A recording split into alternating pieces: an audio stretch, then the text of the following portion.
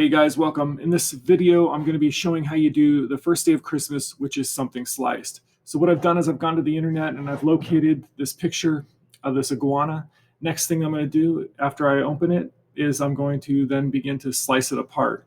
I want to first of all, though, think in terms of and pre-visualize how it is and where I'm going to be making that slice. And so just I'm going to take maybe the body portion here. I'm going to cut this section out. And then what I'll do is I'll slide in a piece of cut fruit underneath it, and I'll try to make that look convincing. So the first thing I'm going to do is I'm going to zoom in. So I tap Z for zoom, or you can use the magnifying glass here. And then I'm going to get the, the lasso tool. And remember, again, you can do a right click. You've got 3 options for lasso tool. Okay, so I'm going to use something like this. Now, because the body is cylindrical, okay, it's a cylinder, as you cut it, don't just cut it straight down.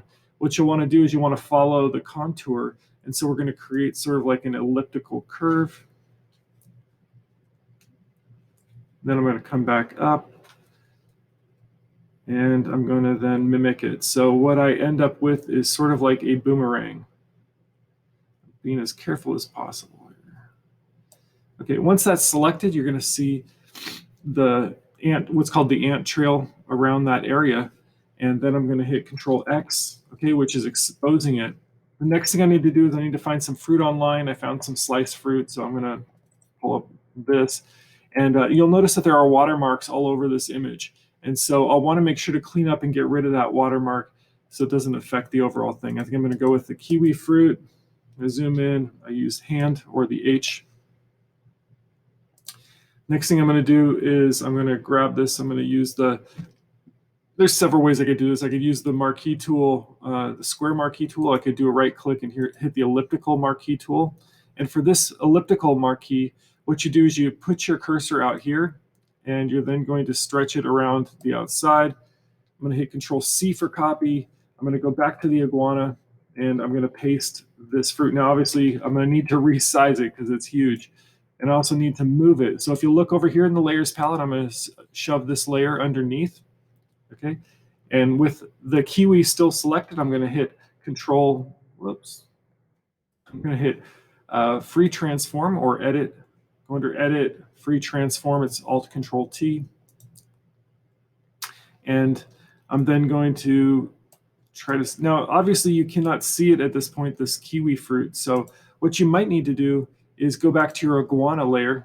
I'm going to label this iguana. I'm going to label this one kiwi.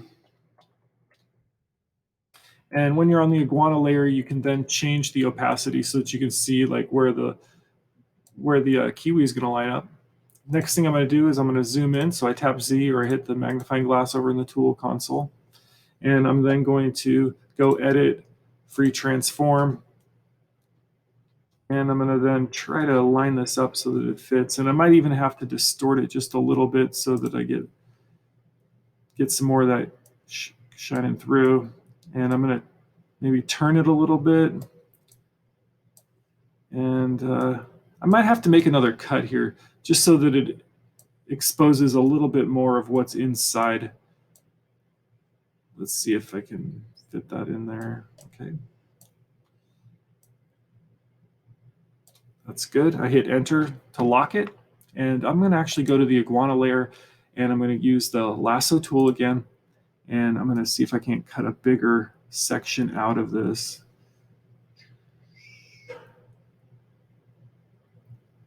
Okay, so I come back up around. Again, you're kind of making like this boomerang shape if you're cutting out something that's a cylinder. So I hit Control X. That's decent enough. Control D is going to deselect this area. So Control D. And then I'm going to bump the opacity up and see where that leaves me. Yeah, so I'm going to maybe go back to the kiwi layer, and I'm going to do some more free transform. Okay, so what I'll do is I will maybe turn that like that. There we go. And also at this point, you might want to doctor the edge up a little bit. So I'm going to darken this up a little bit so that it looks like it's sliced. Right now, it's just a little too abrupt. So what I'll do is I'll use that brush tool. I'm going to zoom in just a little further. I tap B for brush. Okay, and if you don't have the brush tool, do a right click and go from pencil to brush. I'm going to make sure that this is black, and so I hit D for default. Okay, you can come down here to the color in the tool palette and just hit D, and it will go to your black and white default. And I'm going to add a new layer here. Make sure this layer, I slide it up on top. I'm going to label this layer black outline. And then what I'll do is I will maybe change the size of this brush. So I go up here to the top left, and I'm going to then change the size maybe down to 3. Yeah, that looks about good. I want to make sure the hardness is all the way up. Well, let's see. Let's drop it down just a little bit. I don't want the edge too well defined. Okay, and I'm just then going to kind of dance around. You can also use the pen tool for this. We played around with the pen tool in the Bezier game earlier this week. All right, so this is doing it. And maybe I'll go up to the top here and add a little bit more. I think this little tiny detail does so much for making this look somewhat convincing, or like somebody knows what they're doing. I'm going to change the opacity on this black. So again, I'm in the layers palette over here on the right. I'm going to select and move this down a little bit just so it kind of fits into that edge. I could also at this point, let's see, work with the color on the kiwi fruit. So I could hit Control U, okay, and it brings up this palette. By the way, this palette can also be accessed if you go Image, Adjustments, and then Hue, Saturation. Okay, hue is just a fancy word for color. So what I want to do is I want to make this kiwi just a little bit brighter.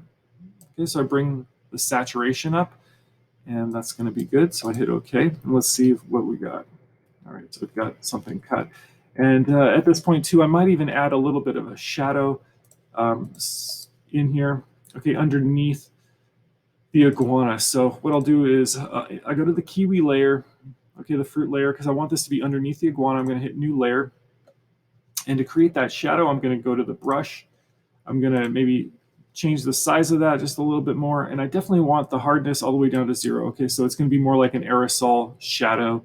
Aerosol meaning like a spray can or diffused edge. And then what I'll do is I'll just kind of come around here. Something like that. And let's see, maybe I'll fill this in just a little bit more. Okay. And then I can, let's see, maybe I'll just kind of follow it a little better. There we go. And I can come back in and erase that and fix it. Okay, now I'm going to change the opacity of that. Okay, so there's a little bit of a shadow coming through. And it's really subtle, but I think that it actually, let's see what it looks like without it. So that's without it, and then with it. So it's a subtlety, but it's in Photoshop, it's the subtleties that oftentimes matter the most.